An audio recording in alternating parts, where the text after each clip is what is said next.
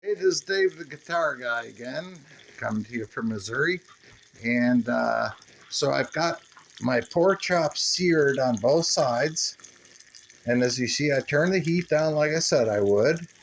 Turned it off, actually. I'm getting ready to put them in the oven. But what I'm going to do, I'm making stuffed pork chops. Most people, they slice their pork chops this thick in half and then stuff them and then put them in the oven. Well, I don't like wet stuffing. I like crispy stuffing. Wanda, Yeah. can we do that later? It's all right, honey.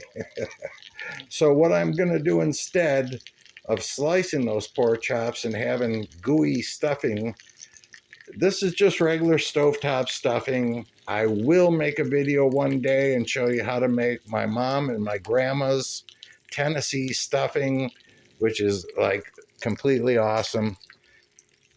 Wanda, could you hold that camera for me? And what I'm gonna do is I'm gonna put stuffing on top of these.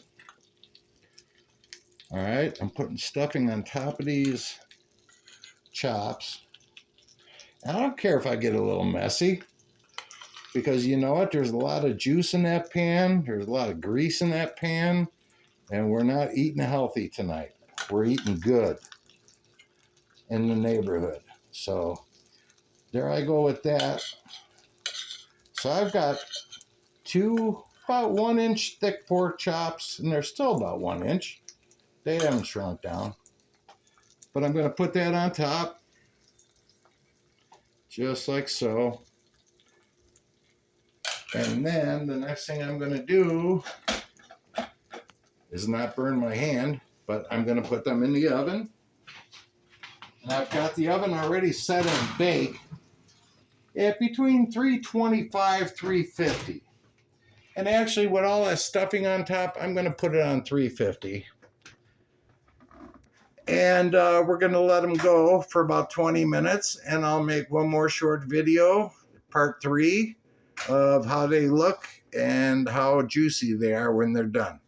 Okay, thanks a lot. And again, Dave's guitar guy from the south side of Chicago, but living in Missouri.